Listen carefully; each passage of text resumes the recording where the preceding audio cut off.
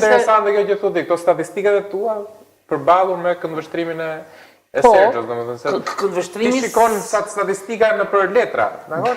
Sergjo i prek këndvështrimi i Sergjo's, me dorë, këndvështrimi si i thua gjithëve shpejt. neve. Jo, Pra, s'është të thënë. ne jemi ne perceptojmë sikur jetojmë në realitet varfër.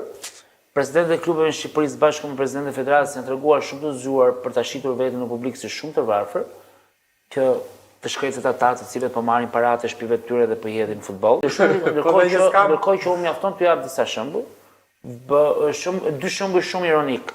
Vitin që Tirana ra nga kategoria në 2018-ën, klubi doli me fitim 850.000 euro.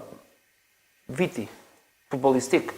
Ndërkohë që Partizani para 2 viteve nuk doli kampion i Shqipërisë, që presupozohet kishte më shumë të ardhura, por fitimi në fund të bilancit ishte 2.3 milionë euro.